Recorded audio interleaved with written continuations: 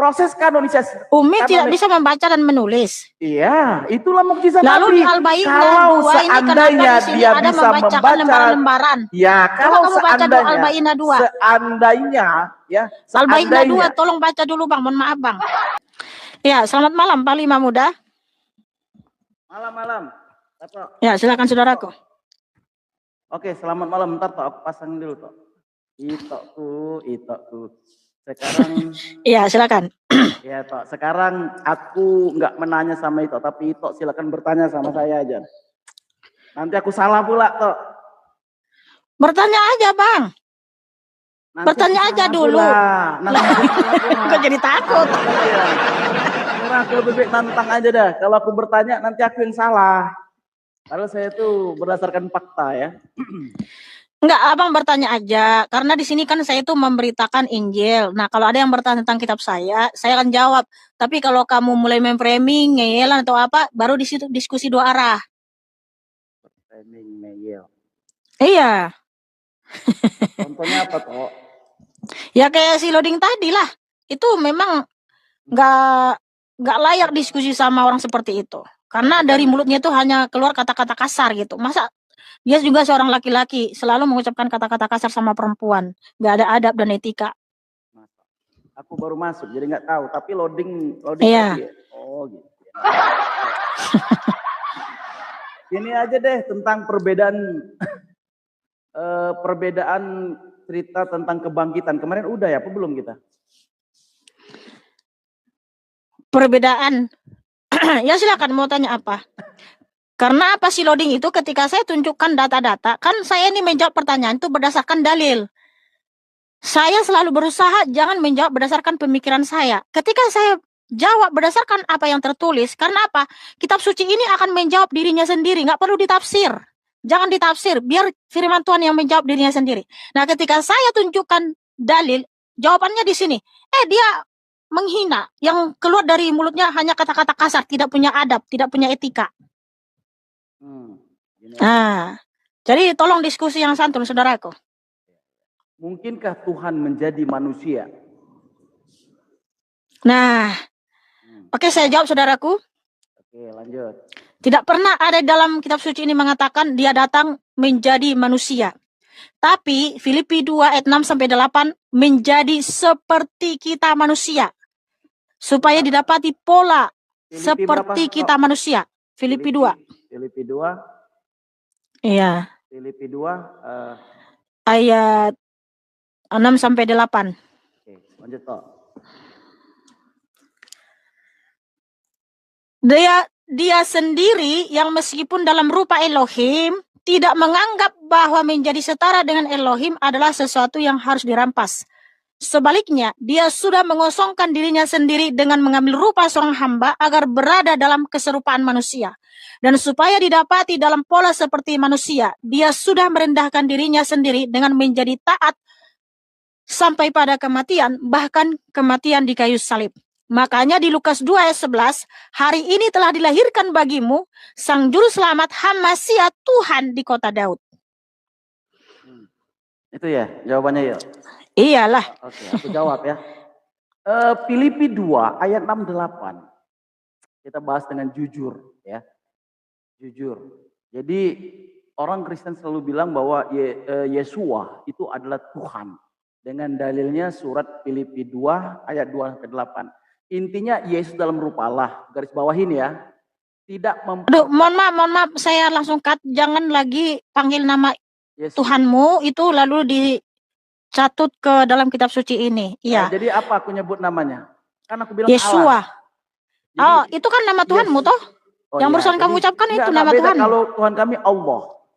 Iya, itu kan hanya dialek saja. Kalau orang Islam kan bilang seperti itu, tapi kalau orang yang membaca Yesua dalam rupa Bapa gitu ya. Yesua yang meskipun dalam dia yang meskipun Tuhan, ada dalam rupa Elohim. Rupa Elohim itu adalah wujud Elohim itu maksudnya. Ya. Oke, nanti. Jadi mempengosongkan diri, kenosis ya, jadi manusia taat sampai mati. Nah, dalam Mengambil rupa seperti kita manusia, ya, bukan jadi manusia. Kalau manusia itu kan kita yang dari tanah, dari benih sel sperma dan sel telur. Nah, Yesus HaMashiach kan bukan benih dari sel telur dan sel sperma, bukan juga dari tanah, tapi adalah Elohim itu sendiri yang datang berkenosis.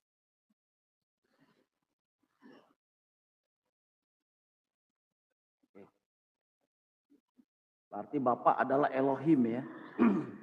Iya. Yohanes 8:41, Elohim itu Bapa. Saya cari kenosis dulu ya. Yohanes 8:41, Elohim itu Bapa ya. Elohim itu disebut Bapa. Oke.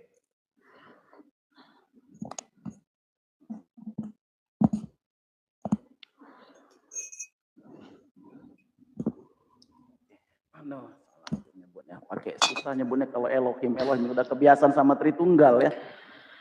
Oke, nggak apa-apa. Kenosis. Iya Bang, di sini itu memasukkan nama Tuhan Yesus HaMashiach, dia adalah Yahweh yang Echad, masa jadi panggil nama ilah bangsa Arab penduduk negeri Mekah.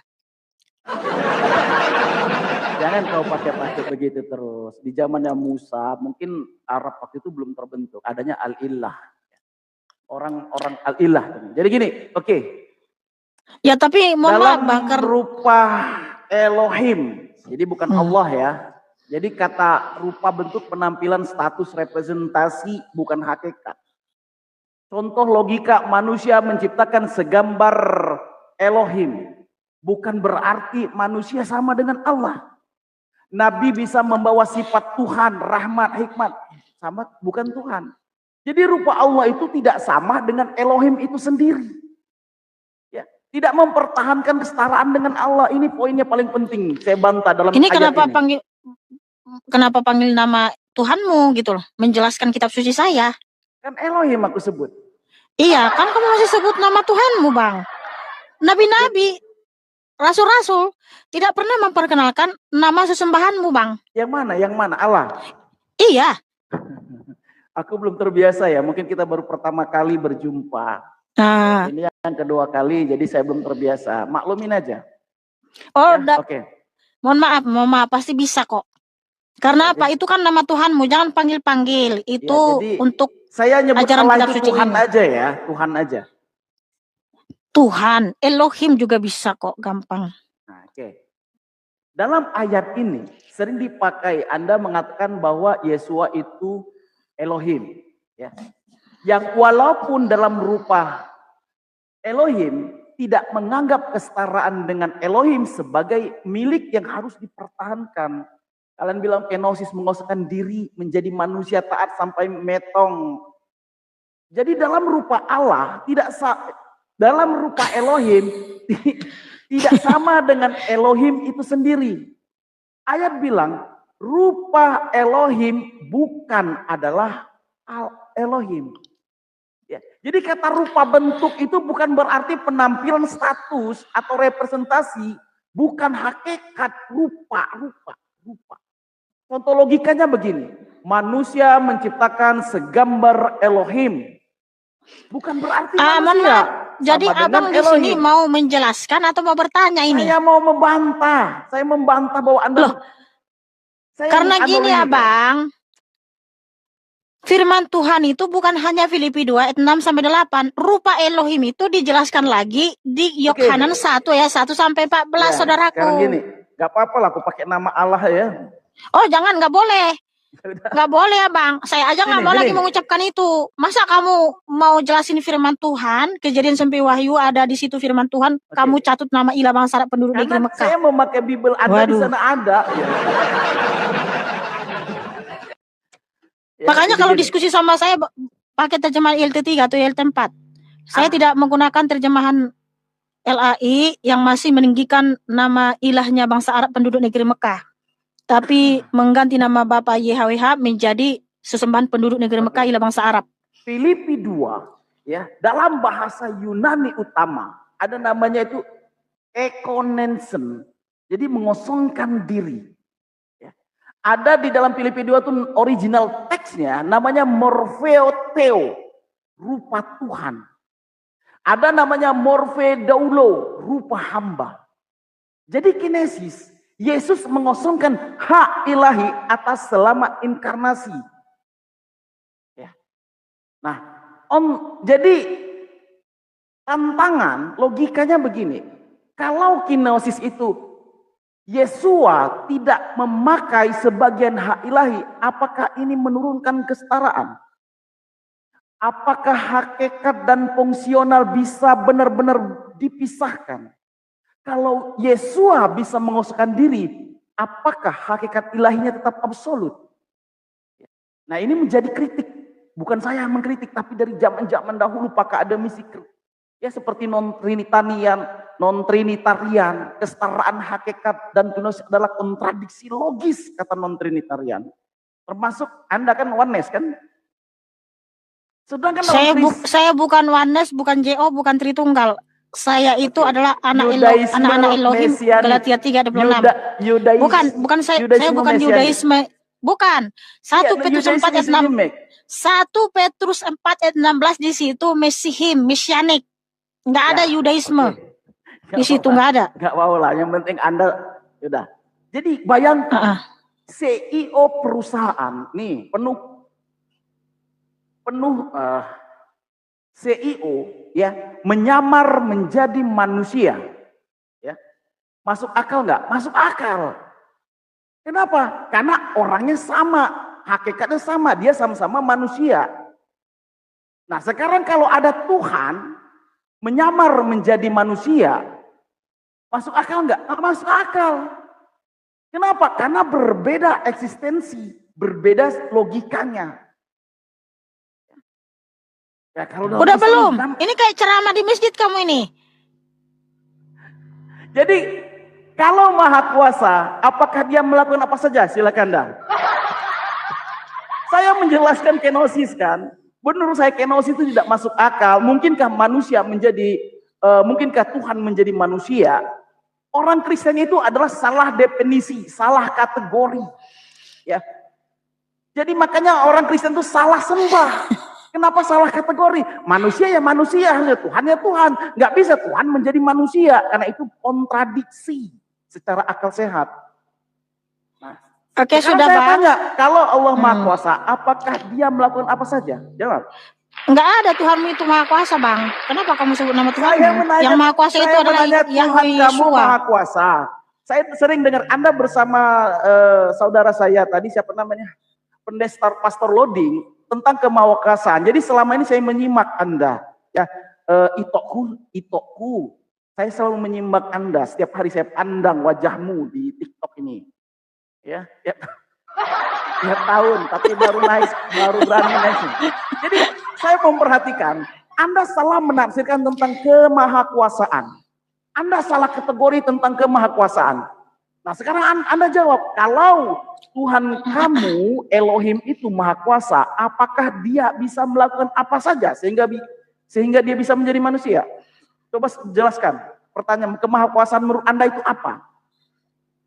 Nanti saya jelaskan, ya, biar masuk akal. Oke, jadi memang di sini Bang, aku itu tidak menafsir, tapi memberikan dalil. Ya, sebentar ya. Di mana Abang, saya tidak menafsir. Makanya kan sudah saya katakan, jangan menafsir isi kitab suci ini. Biar firman Tuhan yang menjawab dirinya sendiri. Iya, kita logika aja sekarang. Logika aja, nggak usah pakai Al-Quran, nggak usah pakai. Oh, iya sangat logis. Ajaran ini sangat logik dan masuk akal. Kalau ada Tuhan menjadi manusia itu nggak logis. Kecuali Anda mengakui kalau agama apagan. Kenapa? Karena ada dewa turun ke bumi itu baru. Kenapa? Itulah yang disebut mitologi. Kalau ada dewa turun ke bumi itu mitologi, nggak logis. Ya.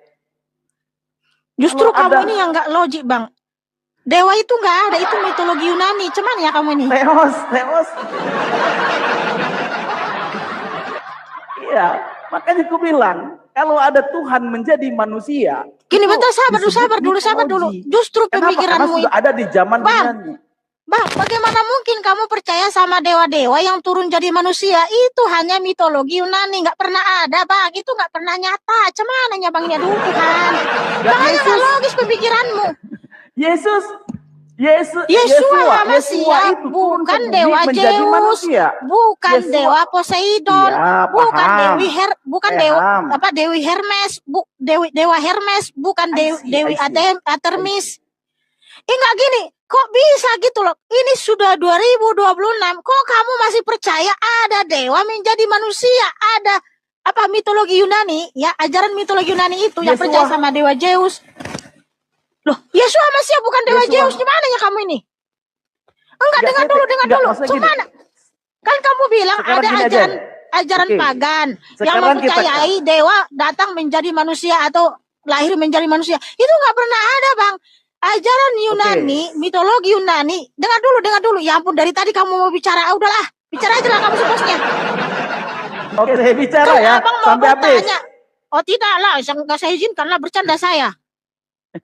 Mau kalau saya izinkan kamu yang bicara terus, masa saya izinkan kamu terus memperoleh isi kitab suci ini? Enggak gini loh Bang, sabar dulu Bang, sabar gini.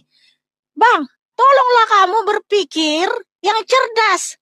Masa abang umurnya udah sebesar ini, badannya udah sebesar ini udah 2026, masih percaya bahwa ada ya mitologi Yunani yang mempercayai banyak dewa-dewa. Terus dewa Zeus, anaknya lahir ini, siapa? Poseidon. Terus juga Poseidon melahirkan ini, memperanakkan ini. Kok kamu percaya begituan, Bang? Itu nggak pernah ada, Bang. Itu nggak nyata. Itu cuman ya mitologi Yunani. Keyakinan Yunani. Tapi itu tidak pernah ada. Tidak nyata itu, Bang. Masa kamu percaya begituan?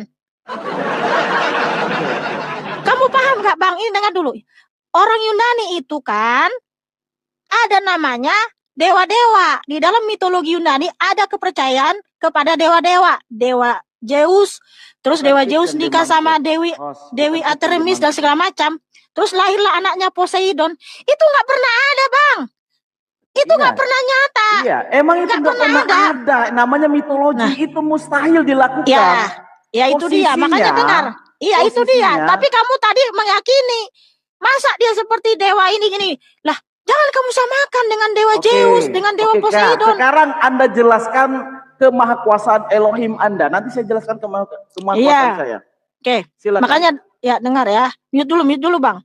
Makanya firman Tuhan di 2 Samuel 7 ayat 22 tidak ada yang sama dengan Yahweh. Tidak ada yang seperti dengan Yahweh. Tidak ada yang setara dengan Dia. Karena apa? Banyak sekali keyakinan agama-agama di dunia ini. Masing-masing mempercayai Tuhannya begini-begini. Pernah nggak Tuhannya menampakkan diri? Pernah nggak Tuhannya menunjukkan kemahakuasaannya? Pernah nggak Tuhannya menyelamatkan? Nggak ada satu pun, nggak ada. Mohon maaf dari hasil diskusi. Tetapi hanya Yahweh, Yesua Hamasia lah Elohim yang maha kuasa. Karena jelas-jelas memang 2 Samuel 7 ayat 22 tidak ada yang sama seperti Yahweh. Makanya firman Tuhan berkata di 1 Timotius 6. 1 Timotius 6 ayat 16 ya. 1 Timotius 6 ayat 16. Dialah satu-satunya yang memiliki kekekalan. Yang mendiami terang yang tak terhampiri, yang tidak seorang manusia pun pernah melihatnya, bahkan tidak mampu untuk melihatnya. Itulah eksistensi keberadaan dari Yahweh. Tetapi karena Dia yang menciptakan alam semesta ini, Dia yang menciptakan bumi ini, Dia juga yang menciptakan manusia. Kejadian 1 ayat 27 sampai 31. Dan manusia yang diciptakannya itu, yaitu Adam dan Hawa, melanggar hukum di Kejadian 2 ayat 17. Sehingga Dia sendiri yang akan menebus manusia itu dengan caranya sendiri. Makanya 1 Timotius 6 ayat 14 di sini tertulis supaya engkau memelihara perintah ini tanpa noda, tanpa celah sampai penampakan Tuhan kita Yesua Hamasia. Jadi Tuhan yang maha kuasa itu yang tidak ada setara dengan Dia, tidak ada yang sebanding dengan Dia. Dia datang menampakkan diri. Tujuannya juga ada. Bukan hanya sekedar menampakkan diri, tapi tujuannya datang untuk menyelamatkan umatnya. Yaitu di Yohanan 1 ayat 1 sampai 14 ya. Saya baca garis-garis besarnya aja. Poin-poinnya yang menjelaskan siapa itu Yeshua HaMasyiah. Yohanan 1 ayat 1. Pada mulanya adalah Sang Firman. Dan Sang Firman itu tertuju kepada Elohim. Dan Sang Firman itu adalah Elohim. Dan di ayat 3. Segala sesuatu terjadi oleh Dia. Dan tanpa Dia tidak ada satupun yang telah jadi dari segala yang telah dijadikan. Artinya Dia Sang Pencipta. Terus di ayat 9 ya. Dialah terang yang sejati. Yang dengan datang ke dalam dunia, Dia sedang menerangi setiap orang. Ayat 10. Dia selalu ada dalam dunia, dan olehnya dunia telah jadi atau dijadikan, tetapi dunia tidak mengenalnya. Ayat 11. Dia telah datang kepada miliknya, dan miliknya tidak menerimanya. Lalu di ayat 14. Sang Firman yang adalah Elohim itu sendiri, Sang Pencipta segala sesuatu, terang yang sejati, yang menciptakan dunia, Dia sendiri yang datang menjadi flesh dan berdiam di antara kita, dan kita telah melihat kemuliaannya, yaitu kemuliaan sebagai yang tunggal dari Bapa, penuh anugerah dan kebenaran. Nah, jadi Elohim yang Maha Kuasa itu, Dia datang menjadi flesh, datang dalam rupa seperti kita manusia. Untuk apa? Kejadian 3 ayat 15, bahwa keturunan perempuan akan meremukkan kepala si ular. Sehingga Tuhan Yesus HaMasyiah datang untuk menyelamatkan umatnya. Di mana Tuhan Yesus HaMasyiah berfirman di Matius 26 ayat 8, inilah darahku yang ditumpahkan bagi banyak orang untuk penghapusan dosa. Jadi karena Dia adalah Tuhan yang tidak terlihat. Dia tidak punya gender, Dia tidak punya tubuh dan darah, sehingga ketika Dia datang ke dunia, Dia datang untuk memberikan darahnya kepada kita. Karena Ibrani 9 ayat 22, di dalam Torah segala sesuatu disucikan dengan darah, dan tanpa penumpahan darah tidak ada pengampunan. Jadi Dia datang ke dunia itu untuk menyelamatkan kita, ada tujuannya. Oke, sudah jelas? Buka mikrofon saudaraku. Oke. Itu. Saya lupa semua ayat-ayatnya dan dalilnya. Sebenarnya Oke, sebentar dulu ya, tanyakan... aku tutup dulu kamera ya, sebentar ya. Iya. Kenapa? Ya, sebentar. Iya, aku dengerin kok. Silakan. Oke. Sebenarnya gini, yang saya tanyakan tadi tentang kemahakuasaan. Anda memakai dalil. Saya mengajak logika dulu sebelum kita masuk ke dalil. Ya. Karena dalil itu adalah iman. Sebelum kita beriman, mari kita berlogika dulu. Mungkinkah Tuhan menjadi manusia? Apa yang katakan Anda tadi adalah iman Anda. Jadi Maha Kuasa tidak melakukan hal yang mustahil secara logika. Ya. Tuhan itu Maha Kuasa atas segala sesuatu yang mungkin, bukan secara kontradiksi. Kenapa? Karena kontradiksi itu bukan sesuatu, tapi maknanya jadi kosong. Kalau ada Tuhan menjadi manusia, maka maknanya menjadi kosong, bukan berkinosis, tapi kosong secara makna. Ya. Banyak contoh, misalnya begini pertanyaannya, bisakah Elohim menciptakan batu yang tidak bisa diangkat? Bisakah Allah mati? Ya, bisakah Elohim menjadi manusia? Semua itu bukan pertanyaan tentang kekuasaan, tapi kesalahan definisi.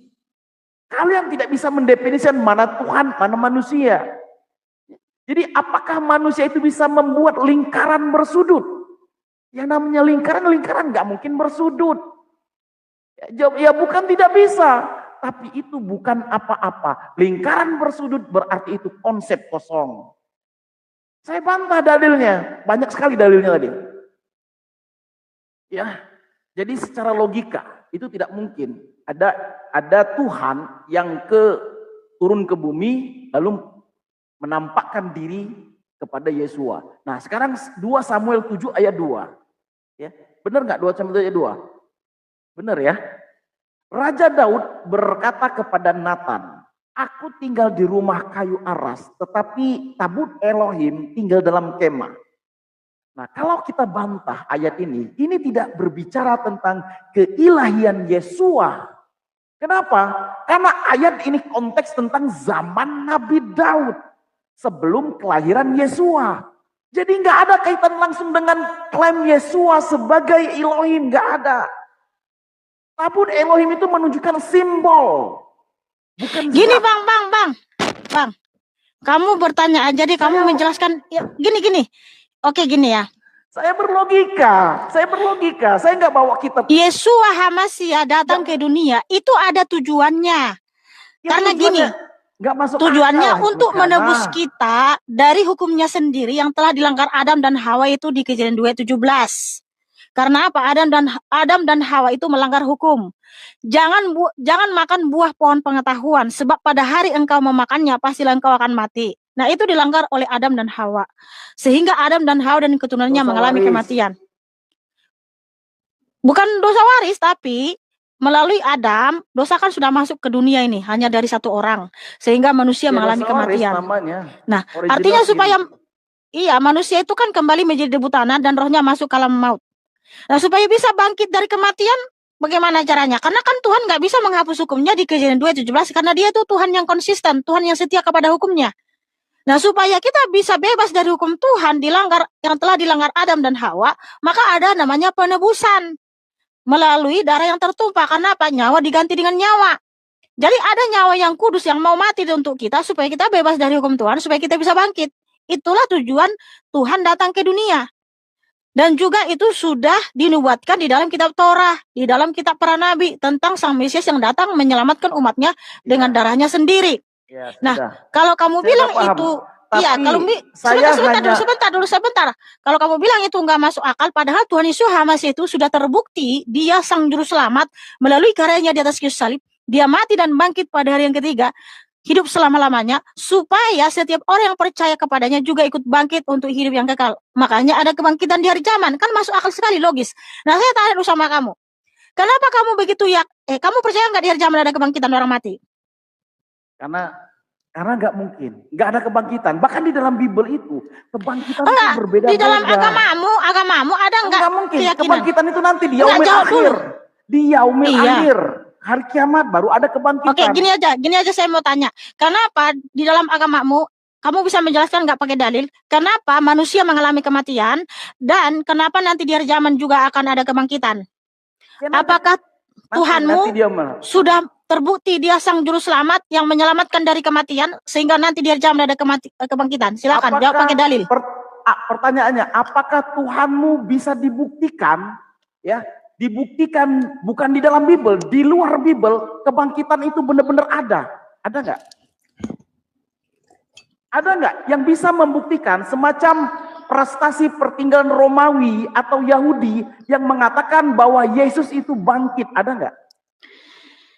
Kitab suci ini sudah memberitahu kepada kita dari 4 Injil sinoptik dan juga kesaksian para rasul. Sabar dulu. Jangan kamu potong. Bukan iman, itu disaksikan para rasul. Dan ada 4 murid Tuhan Yesus HaMasiah yang menuliskan peristiwa kebangkitan itu. Jadi ada yang melihat, lalu dituliskan. Dan inilah dokumentasinya di sini. Artinya kebangkitan itu nyata. Karena di makam Yesus HaMasiah itu kosong, nggak ada lagi Tuhan Yesus HaMasiah sudah bangkit. Artinya nyata kebangkitan itu. Nah, tolong jawab pertanyaan saya. Kenapa di agamamu manusia mengalami kematian? Itu jawab kenapa? Jawab nanti bagi dalil. Kenapa manusia mengalami kematian? Kalau dalam kitab kita kan jelas nih. Kenapa manusia mengalami kematian? Kembali menjadi debu tanah dan rohnya masuk alam maut. Karena Adam dan Hawa melanggar hukum di Kejadian 2:17. Kemudian di hari zaman nanti ada kebangkitan. Kenapa? Karena Tuhan Yesus HaMasiah sudah datang menebus kita dengan karyanya sendiri untuk menebus kita dari hukumnya sendiri, yaitu mati dan bangkit, sehingga nanti juga ada kebangkitan. Nah, sekarang tolong jawab, kalau betul imanmu masuk akal, kenapa manusia mengalami kematian? Itu yang pertama. Kedua, nanti kan kalian juga mengimani ada kebangkitan. Kenapa kamu begitu yakin ada kebangkitan? Apakah Tuhanmu sudah terbukti menyelamatkan umat manusia dari kematian, sehingga nanti itu sebagai jaminan kebangkitan dari zaman? Silakan. Jadi gini, ya. Di dalam Islam, kematian itu adalah ketetapan dari qadar, ya. Kullu nafsin za'iqatil maut. Setiap yang bernyawa pasti akan mati. Surat Al-Imran ayat 105. Jadi kematian itu tunjukkan dulu bentar, di mana dalilnya? Al-Imran ayat 185. Kullu nafsin za'iqatil maut. Ali Imran 185. Ya.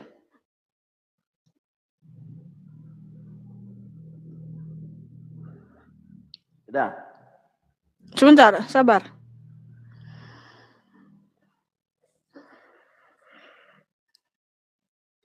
Setiap yang bernyawa akan merasakan mati. Mm-mm. Iya. Yang saya tanya, kenapa manusia kan diciptakan ini? Kenapa mengalami kematian? Oke, ku jawab juga. Kenapa Hmm. mengalami kematian?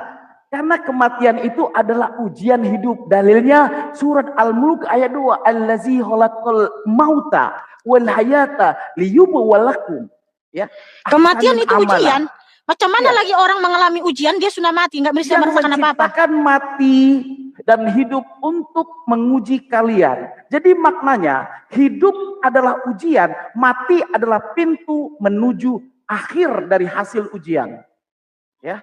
Hah? Nah, iya. Enggak, baca dulu, mana Mati dalilnya itu tadi, mana adalah di ayat berapa? surat Al-Mulk ayat 2. Al-Muluk, Al-Muluk.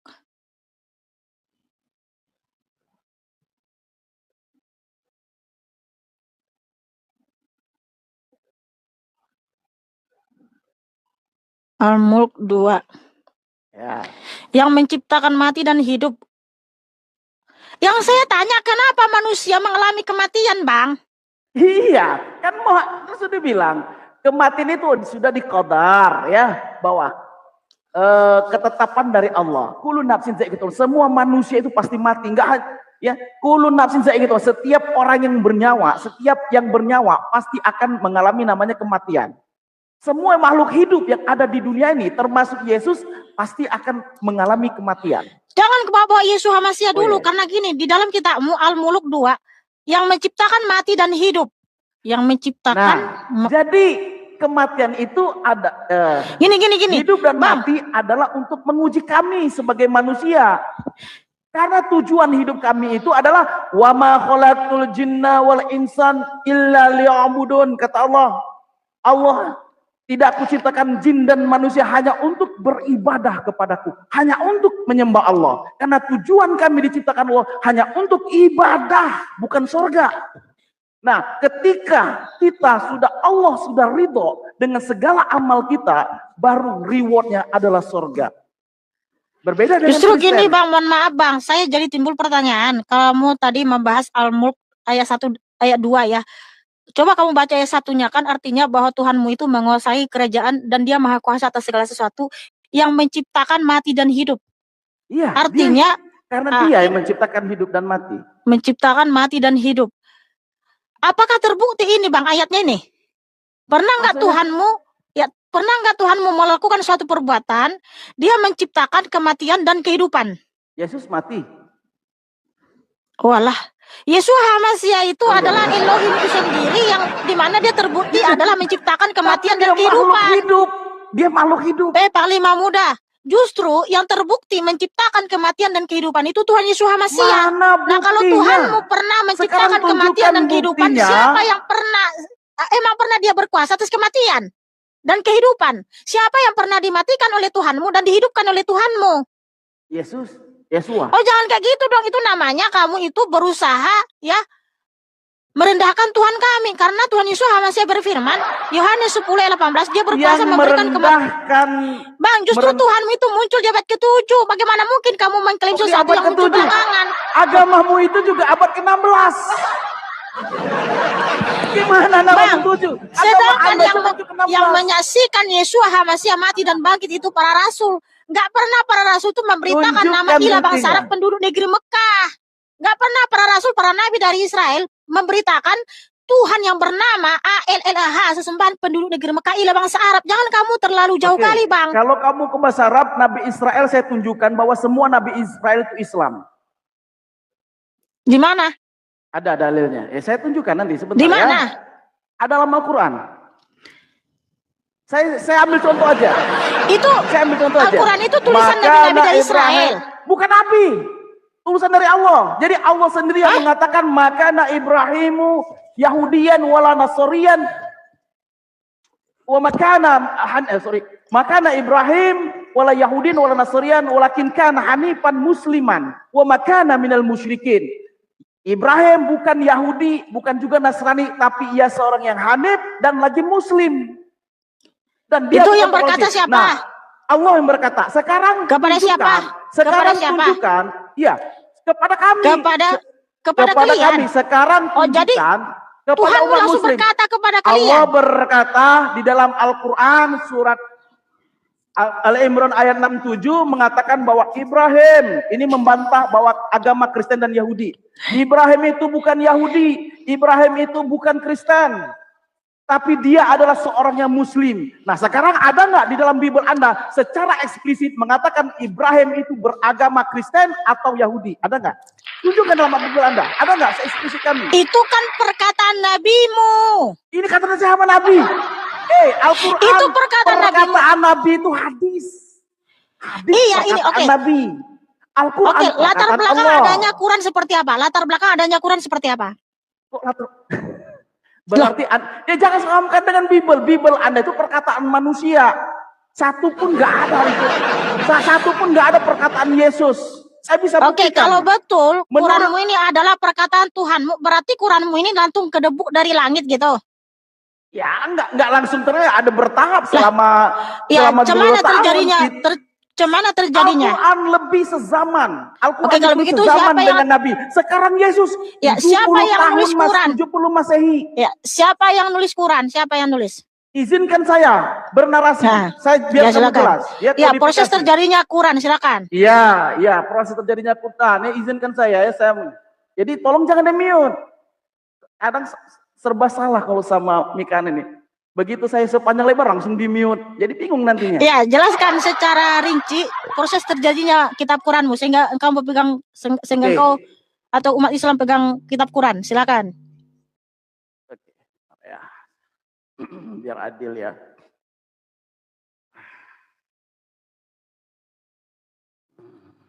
Kitab, boleh nggak aku bandingkan juga dengan Bible Anda? Enggak, Quranmu aja dulu, nggak usah kamu sibuk membahas kitab suci. Itu bagian saya, kapasitas saya untuk menjawab itu, untuk menjelaskan itu. Kamu kapasitasnya menjelaskan Quranmu itu, proses terjadinya itu Quranmu bagaimana sehingga kalian pegang kitab Quran. Silakan. Wahyu itu dijaga lewat 2 jalur. Yang pertama hafalan, mutawatir, ya. Para sahabat menghafal langsung dari Nabi. Tradisi Arab sangat kuat dalam hafalan. Itu tradisi. Makanya banyak penghafal Al-Quran sampai ribuan orang. Tokoh-tokoh penghafal adalah Ubay bin Ka'ab, Abdullah bin Mas'ud, Zaid bin Sabit. Itu yang pertama tentang hafalan. Yang kedua, tulisan. Ditulis oleh siapa? Ditulis di pelepah kurma, di tulang, di kulit. Ya, belum dikumpulkan menjadi satu mushaf. Jadi titik krisisnya ketika dikumpulkan di saat perang Yamama. Perang Yamama itu 632 Masehi. Banyak penghafal Quran gugur. Makanya Umar bin Khattab khawatir jika para penghafal wafat Quran bisa hilang. Akhirnya dikodifikasi pertama masa Abu Bakar. Awalnya ragu, bagaimana melakukan sesuatu yang tidak dilakukan Nabi. Tapi akhirnya setuju. Penanggung jawab siapa? Zaid bin Sabit, itulah ketua panitianya. Nah, metodenya ketat. Zaid tidak asal kumpulkan. Harus ada tulisan yang pernah dicatat, hafalan para sahabat minimal 2 saksi. Jadi bukan sekedar ingatan. Alhasil, mushaf pertama terkumpul disimpan oleh Abu Bakar, Umar, dan Hamzah binti Umar, anaknya. Nah, jadi saat Islam meluas di Irak, Syam, Mesir muncul memang dialek. Ya, dialek itu seperti qiraat, cara membacakan itu awal dari Quraisy. Tapi tidak mengubah makna. Misalnya Maliki Yaumiddin jadi Maliki Yaumiddin, hanya itu. Ya. Standarisasi. Lalu Hubsah bin Al-Yaman dia berkata, selamatkan umat sebelum berselisih seperti orang Yahudi dan Nasrani. Akhirnya distandarisasi di masa Utsman. Utsman bin Affan mengambil mushaf Hafsah, membentuk tim penyalin. Tim penyalin itu adalah Zaid bin Sabit, orang yang sama. Dia adalah ketua panitia. Bersama siapa? Abdullah bin Zubair, Said bin As, Abdurrahman bin Haris. Metodenya mengikuti dialek Quraisy, bahasa Nabi. Menyalin dengan satu standar mushaf. Walhasil, mushaf Utsman disebar ke Mekah, Kufah, Basrah, Syam. Ya.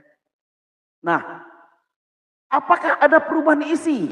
Konsensus ulama tidak ada perubahan isi sama sekali. Yang diseragamkan hanya bacaan dan penulisannya. Kalau masalah kiroat, contoh Habsah dan Warsh, tidak semuanya punya sanad, tidak bertentangan dengan makna ini. Maksudnya seperti Maliki Yaumiddin dengan Maliki Yaumiddin.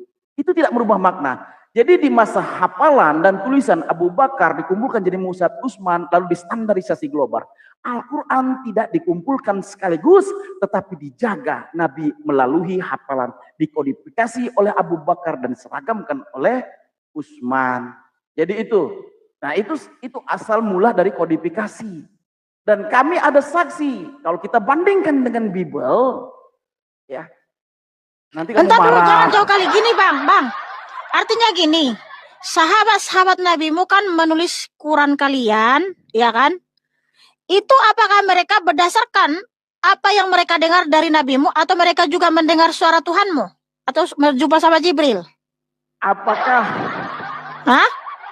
Iya, mulai dari Nabi. Tapi Nabi kan seorang ummi. Dia nggak bisa membaca, dia nggak bisa menulis.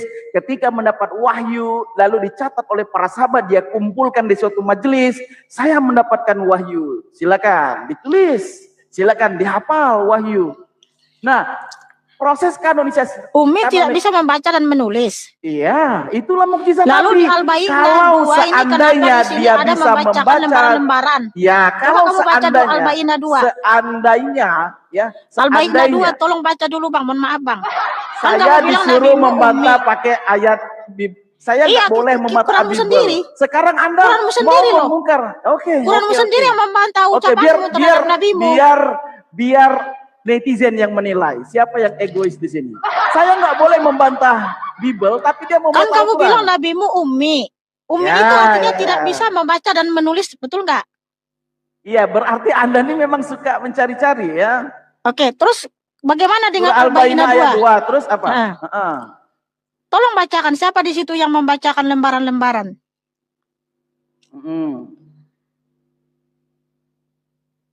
Oke. Saya buka dulu ya Al-Qur'annya, surah Al-Bayyinah. Enggak apa-apa, tenang aja. Anda ini mau sengaja polemikus wanita. Polemikus kata. Saya bertanya berdasarkan apa yang tertulis dalam Quran dulu. Anda, tapi Anda mau berpolemik tentang Saya tidak berpolemik. Anda sendiri yang mengatakan Nabimu ummi. Di mana ummi itu tidak bisa membaca dan menulis. Kalau kita zaman sekarang bilangnya buta huruf, betul nggak? Ya, buta huruf. Sabar. Jadi mohon maaf ya, yang merendahkan nabinya siapa? Bukan saya. Tapi yang merendahkan orang Kristen, merendahkan Tuhannya. Tuhan ya menjadi manusia itu berarti merendahkan hakikatnya. Tuhan Yesus masih bisa datang ke dunia, itu buktinya dia maha kuasa. Yaitu Rasul dari Allah yang membacakan lembaran-lembaran yang disucikan. Ayat ini bilang Muhammad membaca, berarti beliau bisa membaca kata mihana, berarti bertentangan dong dengan ummi. Oke, saya bahas. Yatslu bukan berarti. Jangan di framing, bukan kata saya, Bang. Katanya. Lo berarti kata saya kalau di sini Nabi membaca lembaran-lembaran suci, kan itu bukan kata saya, itu kata Quranmu. Saya ikutin. Nah, di sini siapa yang bisa membaca di sini? Yang membaca lembaran-lembaran siapa? Saya jelasin dulu. Kata yatslu bukan berarti baca teks sendiri. Yatslu adalah kata kerja berasal dari tilawah. Anda nggak paham kan tilawah? Jadi maknanya membacakan, menyampaikan, melantunkan. Bukan harus membaca dari tulisan atau hasil belajar sendiri. Jadi Nabi menyampaikan wahyu, bukan membaca buku seperti orang literasi biasa. Jadi Nabi menerima wahyu secara lisan, seperti di Ulangan 18. Allah menaruhkan firman ke dalam mulut, sama seperti Nabi Muhammad, firman diterongsong mulut, lalu disampaikan. Jadi dalam Islam wahyu disampaikan oleh malaikat Jibril, Nabi menghafal lalu menyampaikannya. Jadi membacakan, mengulang wahyu yang diterima. Jadi membacakan itu adalah mengulang-ulang wahyu yang diterima. Nah, masalah status ummi tetap konsisten.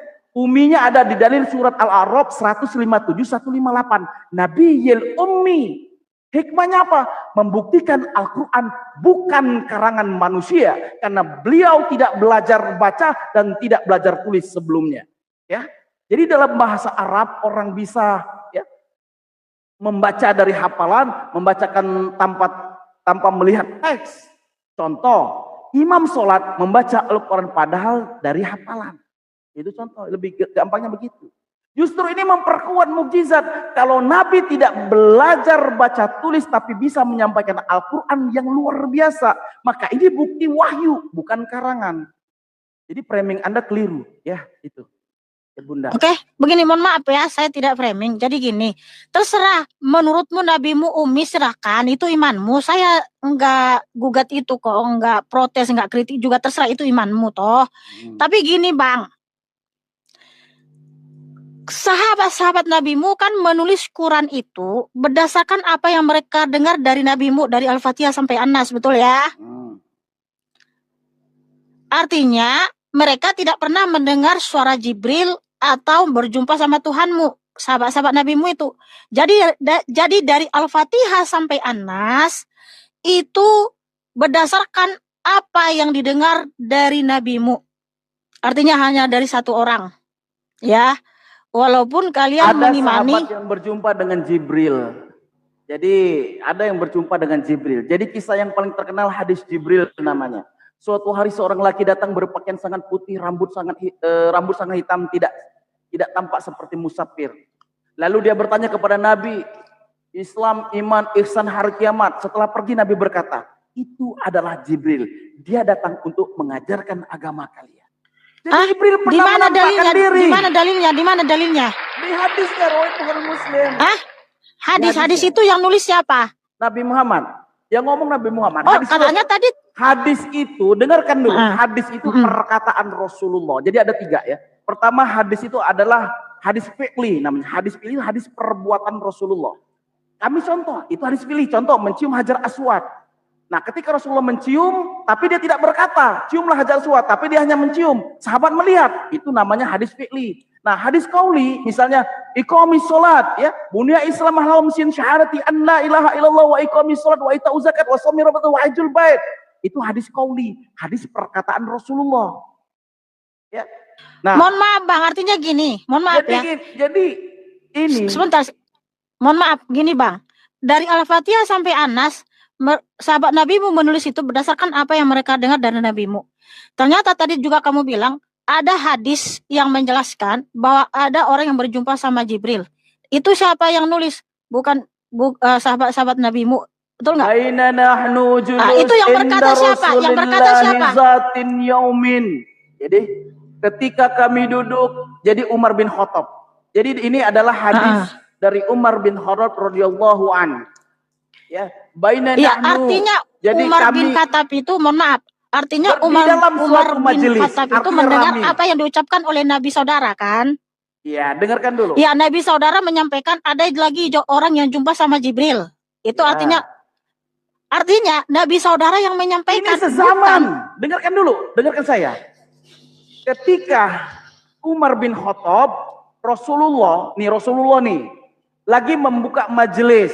Dia menjelaskan tentang Islam, iman, ihsan, hari kiamat, itu ya. Nah, dalam majelis ada juga Umar. Dicatatlah sama dari Umar bercerita, saat kami ada suatu majelis, ketika kami duduk bersama Rasulullah, tiba-tiba ada seorang laki-laki berpakaian sangat putih, berambut sangat hitam. Lalu orang itu bertanya, dia bertanya nih kepada Rasulullah, malaikat itu bertanya kepada Rasulullah, apa itu Islam? Apa itu iman? Apa itu ihsan? Apa itu hari kiamat? Udah gitu aja dia nanya. Setelah itu dia pergi. Langsung Rasulullah jawab, wa innahu Jibril atakum ya yu'allimukum dinukum. Sesungguhnya dia adalah Jibril. Dia datang untuk mengajarkan agama kepada kalian. Ini penyampai pesan. Iya, itu sama dengan adalah kata nabimu toh kepada Umar bin Khattab. Jadi gimana? Umar ada di sana, Nabi juga ada di sana, semua para sahabat ngumpul. Dan Nabi saudara menyampaikan itu kepada sahabat-sahabat beliau, betul kan? Betul.